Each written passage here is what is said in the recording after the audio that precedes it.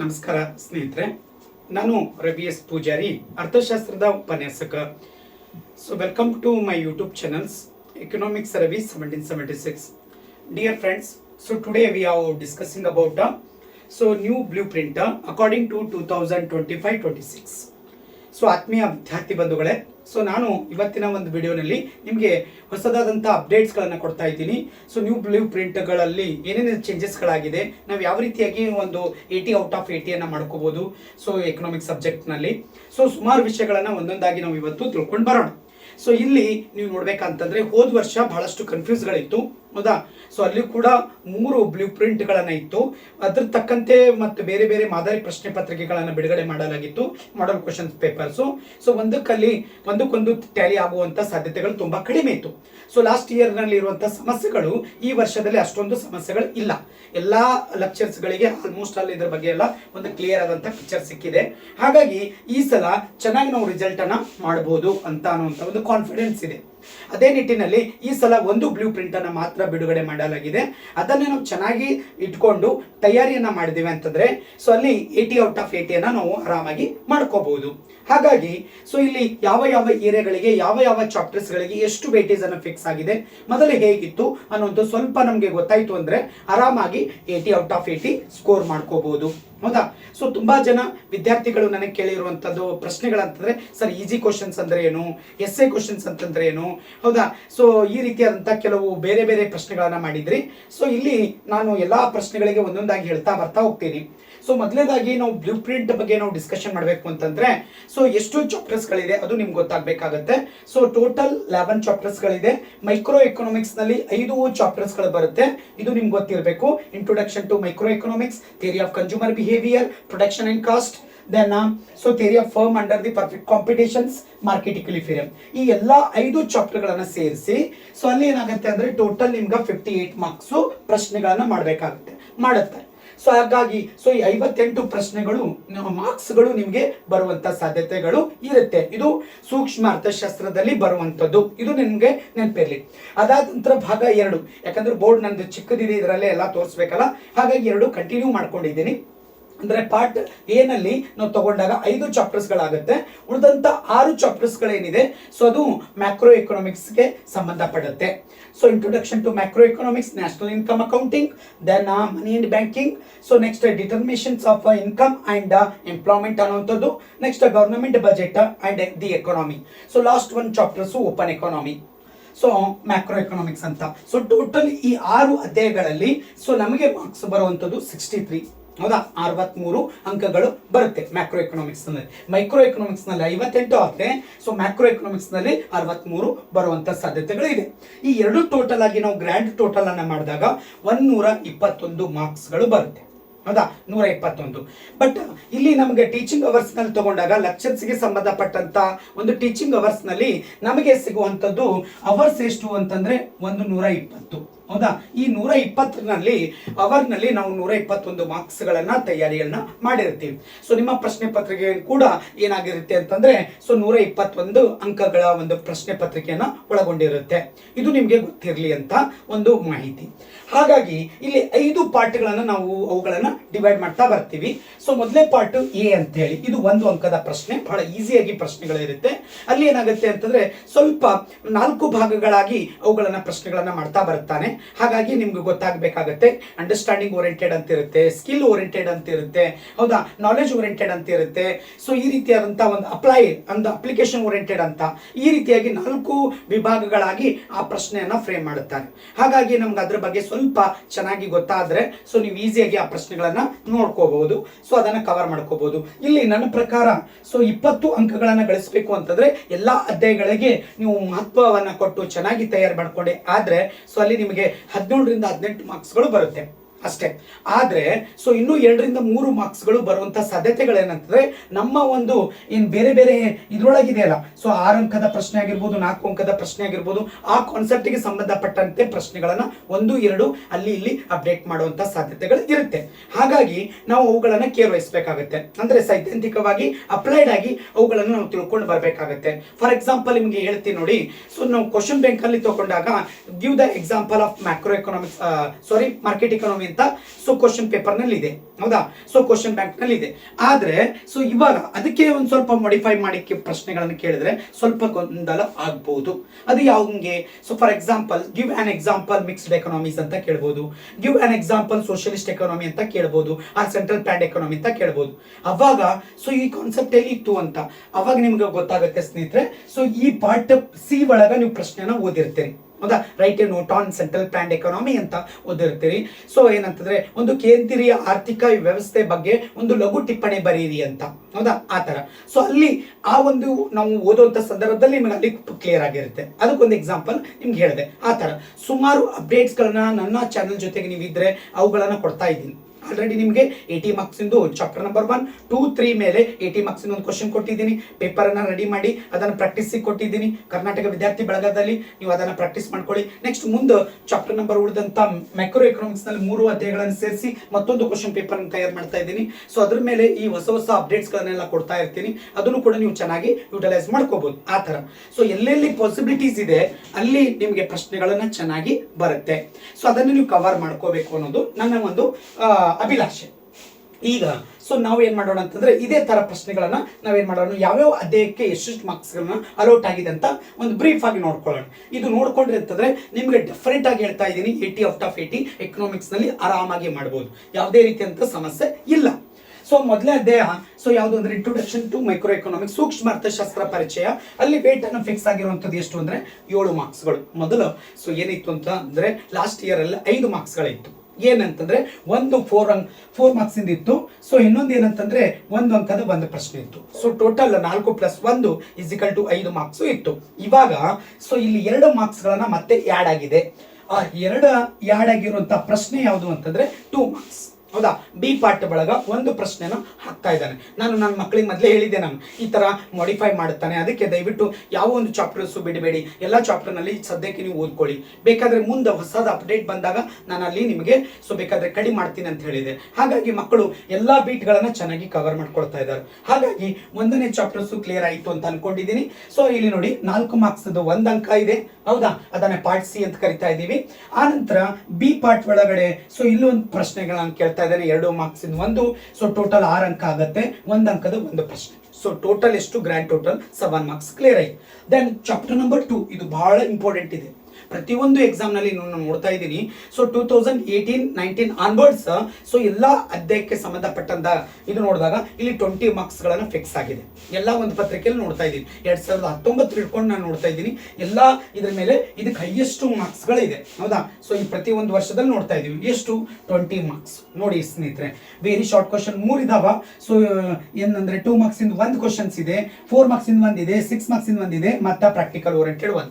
ಎಲ್ಲಾ ಬೀಟ್ ಮೇಲೆ ಕ್ವಶನ್ಸ್ ಗಳನ್ನ ಏನ್ ಮಾಡಿದ್ದಾನೆ, ಫ್ರೈ ಮಾಡ್ತಾ ಇದ್ದಾನೆ, ಹೌದಾ. 5 ಅಂಕದ ಫಿಕ್ಸ್ ಆಯ್ತು practical oriented. X1 X2 banana mango ಅಂದ್ಮೇಲೆ ಇತ್ತಲ್ಲ ಅದು ಒಂದು ಅಲ್ಲಿ ಫಿಕ್ಸ್ ಆಯ್ತು. ಮತ್ತೆ ಲಾ ಆಫ್ ಡಿಮಿನ್ಸಿಂಗ್ ಕೇಳಬಹುದು, ಇಂಡಿಫರೆನ್ಸ್ ಕರ್ವ್ ಫೀಚರ್ಸ್ ಬಗ್ಗೆ ಕೇಳಬಹುದು, ಆಪ್ಟಿಮಮ್ ಚಾಯ್ಸ್ ಕೇಳಬಹುದು, ಲೀನಿಯರ್ ಫಂಕ್ಷನ್ಸ್ ಬಗ್ಗೆ ಕೇಳಬಹುದು. ಸೊ ಸುಮಾರು 7-8 ಪ್ರಶ್ನೆಗಳಿದೆ, ಅದರಲ್ಲಿ ಯಾವ್ದಾದ್ರು ಒಂದು ಕೇಳಬಹುದು. ಏನ್ ಕೇಳ್ತಾರೆ ಅಂತ ನೆಕ್ಸ್ಟ್ ನೋಡೋಣ. ಬಟ್ ಇದು ನಿಮ್ಗೆ ಗೊತ್ತಾಗಬೇಕು ಈ ಇಯರ್.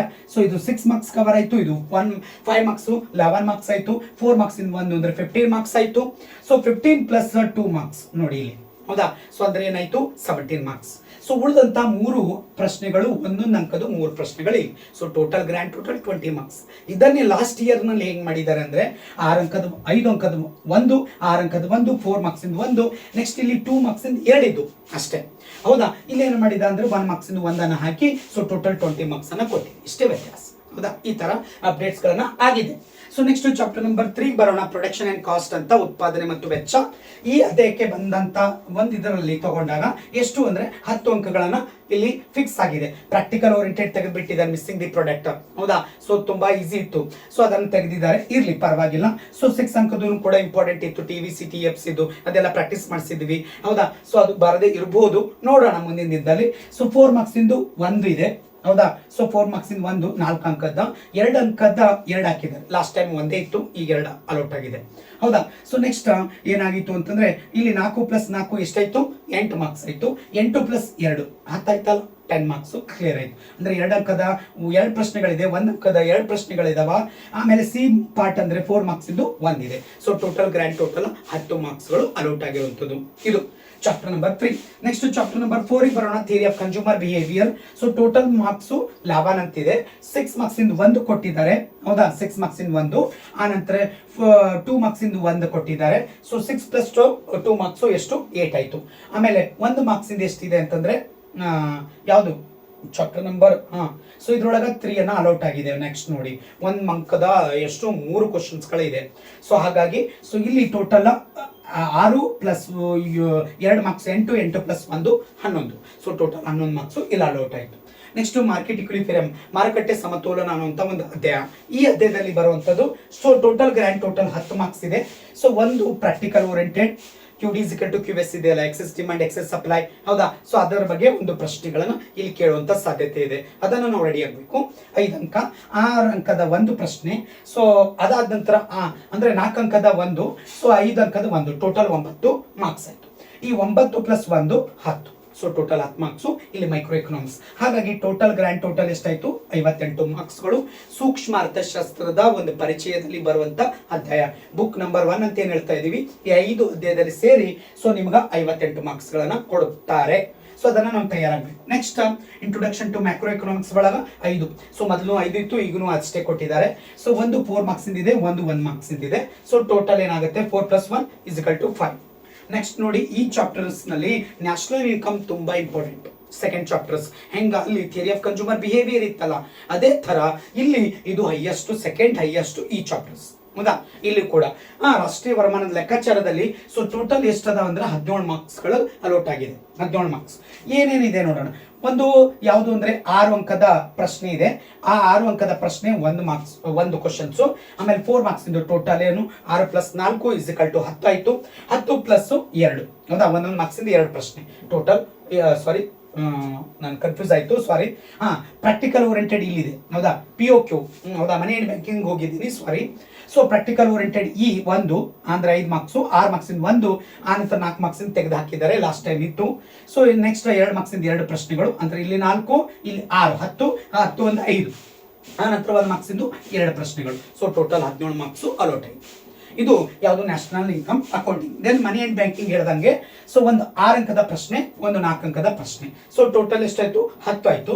10 + 2 ಕ್ವಶನ್ಸ್ ಅಂದ್ರೆ 1 ಮಾರ್ಕ್ಸ್ ಇಂದ 2 ಪ್ರಶ್ನೆ, ಟೋಟಲ್ 12 ಪ್ರಶ್ನೆಗಳು, 12 ಮಾರ್ಕ್ಸ್ಗಳು ಅಲೋಟ್ ಆಯ್ತು. ಯಾವುದು? ಮನಿ ಅಂಡ್ ಬ್ಯಾಂಕಿಂಗ್, ಹಣ ಮತ್ತು ಏನು ಬ್ಯಾಂಕಿಂಗ್ ಅನ್ನುವಂಥದ್ದು.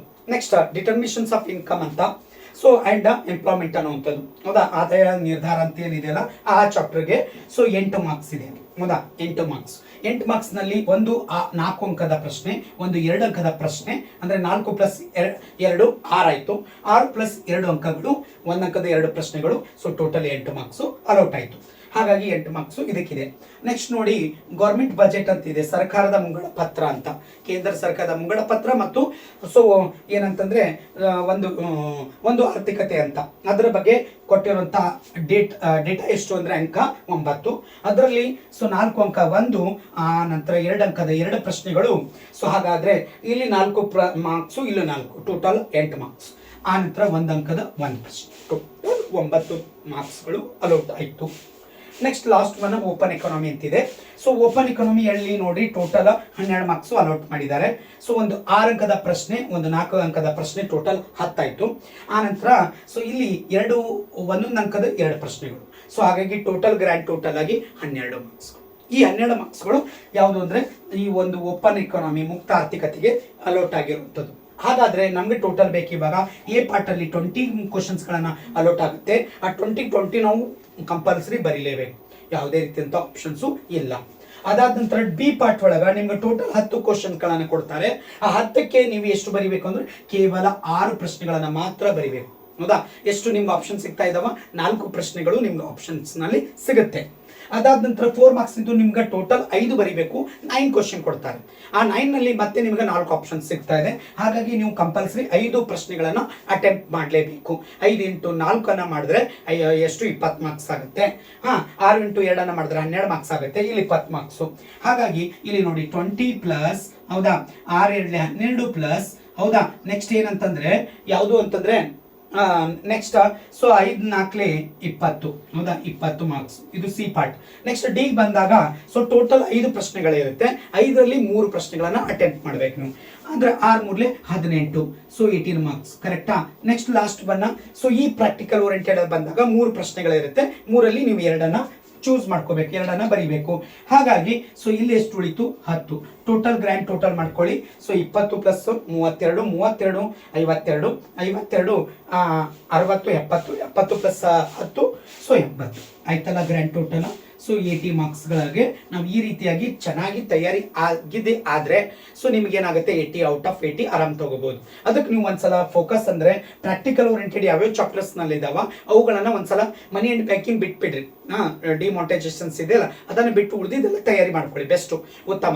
ಹೌದಾ? ಉಳಿದಿದ್ದೆಲ್ಲ ಚಾಪ್ಟರ್ಸ್ ಮೇಲೆ ಸೊ ಒಂದು ಚಾಪ್ಟರ್ ಮ್ಯಾಗೆ ಇಲ್ಲ, ಆ ನಂತರ ನೆಕ್ಸ್ಟ್ ಈ 6ನೇ ಚಾಪ್ಟರ್ಸ್ ಮ್ಯಾಗೆ ಇಲ್ಲ. ಸೊ ಅದನ್ನು ಬಿಟ್ಟು ಉಳಿದಂತ ಏನೇ ಸೊ ಟೋಟಲ್ 8 ಚಾಪ್ಟರ್ಸ್ಗಳಿರುತ್ತೆ. 8ರಲ್ಲಿ ಅಟ್ಲೀಸ್ಟ್ ನೀವು 5-6 ಪ್ರಶ್ನೆಗಳನ್ನ ಅಟೆಂಪ್ಟ್ ಪ್ರಾಕ್ಟೀಸ್ ಮಾಡ್ಕೊಂಡೆ ಆದ್ರೆ ನಿಮ್ಗೆ ಇಲ್ಲಿ 10 ಮಾರ್ಕ್ಸ್ ಸಿಕ್ಬಿಡುತ್ತೆ. ಆ ನಂತರ ಉಳಿದಂತ ಯಾವ್ಯಾವ ಅಧ್ಯಾಯ ಚಾಪ್ಟರ್ ನಂಬರ್ 2 ನಲ್ಲಿ 1 ಪ್ರಶ್ನೆ ಇದೆ 6 ಅಂಕದ್ದು. ಆ ನಂತರ ಸೊ ಥಿಯರಿ ಆಫ್ ಯಾವುದು firm under the perfect competition 4ನೇ ಅಧ್ಯಾಯದಲ್ಲಿ 1 ಫಿಕ್ಸ್ ಆಗಿದೆ. ಆ ನಂತರ ನೆಕ್ಸ್ಟ್ ನ್ಯಾಷನಲ್ ಇನ್ಕಮ್ ನಲ್ಲಿ 1 ಫಿಕ್ಸ್ ಆಗಿದೆ. ಇಲ್ಲಿ 3 ಪ್ರಶ್ನೆಗಳು ಕವರ್ ಆಯ್ತು. ಆ ನಂತರ ಸೊ ಮನಿ ಅಂಡ್ ಬ್ಯಾಂಕಿನಲ್ಲಿ 1 ಗೋಲ್ಡ್ ಸ್ಮಿತ್ ಲಾಲನ್ ಬಗ್ಗೆ ಯಾವ್ದು ಕೇಳಬಹುದು, ಯಾವ್ದಾದ್ರು 1 ಪ್ರಶ್ನೆಗಳನ್ನು ಕೇಳಬಹುದು, ಯಾವುದು ಮನಿ ಅಂಡ್ ಬ್ಯಾಂಕಿನ. ಆ ನಂತರ ಲಾಸ್ಟ್ ಸೊ ಯಾವುದು ಓಪನ್ ಎಕನಾಮಿಯಲ್ಲಿ 1 ಪ್ರಶ್ನೆ, PPP ಅಂತ ಹೊಸ ಪ್ರಶ್ನೆ ಇದೆಯಲ್ಲ ಅದ್ರ ಬಗ್ಗೆ ಕೇಳಬಹುದು, ಬೇರೆ ಯಾವುದೇ ಪ್ರಶ್ನೆ ಬಗ್ಗೆನೂ ಕೇಳಬಹುದು. ಇಲ್ಲಿ ಅದಕ್ಕೋಸ್ಕರ ಈ 6 ಪ್ರಶ್ನೆಯಲ್ಲಿ ಯಾವುದು 5 ಪ್ರಶ್ನೆಯಲ್ಲಿ ಸೊ ನೀವು 3 ಬರಿಬೇಕಾಗತ್ತೆ. ಯಾವ ಪ್ರಶ್ನೆ ಬರುತ್ತೆ ಅಂತ ನಾವು ನೋಡೋಣ. ನೆಕ್ಸ್ಟ್ 4ನೇ ಇದ್ರೊಳಗೆ ತಗೊಂಡಾಗ ಸೊ 4 ಅಂಕದಲ್ಲಿ ಟೋಟಲ್ 9 ಪ್ರಶ್ನೆಗಳ ಆಗುತ್ತೆ. 1 2 3 4 5 6 7 8 9 9 ಪ್ರಶ್ನೆಯಲ್ಲಿ 5 ಬರಿಬೇಕು ನೀವು. ಆ ನಂತರ 2 ಅಂಕದ ನೋಡಿ 1 2 3 4 5 6 7 8 9 10 ಪ್ರಶ್ನೆಯಲ್ಲಿ ನೀವು 6 ಅಟೆಂಪ್ಟ್ ಮಾಡಬೇಕು. ಇದು ಈ ಅಂದ್ರೆ ಈ ಬಿ ಮತ್ತ ಹಿಡ್ಕೊಂಡು BCDE ಅನ್ನ ನಾವು ಪ್ರಿಡಿಕ್ಟ್ ಮಾಡಬಹುದು. ಈ ಚಾಪ್ಟರ್ ಅಂದ್ರೆ ಈ ಪ್ರಶ್ನೆಗಳು ಬರ್ಬೋದು. ಅದು ಮುಂದಿನ ದಿನದಲ್ಲಿ ನಿಮ್ಗೆ ಅಪ್ಡೇಟ್ಸ್ ಅನ್ನ ಕೊಡ್ತಾ ಹೋಗ್ತೀನಿ. ಸೊ ವಿಡಿಯೋ ಲೆಂದಿ ಆಗುತ್ತೆ. ಸೊ ಇಷ್ಟು ನಿಮ್ಮ ಒಂದು ವಿಡಿಯೋನಲ್ಲಿ ನಾವು ಕೊಡಬೇಕಂತ ಅನ್ಕೊಂಡಿದ್ದೆ. ಸೊ ಯಾರೆಲ್ಲ ಪ್ರಥಮ ಬಾರಿಗೆ ನೋಡ್ತಾ ಇದ್ರಿ ಸಬ್ಸ್ಕ್ರೈಬ್ ಮಾಡ್ಕೊಳ್ಳಿ, ಶೇರ್ ಮಾಡಿ, ಲೈಕ್ ಮಾಡಿ. Thank you everyone, love you one, bye.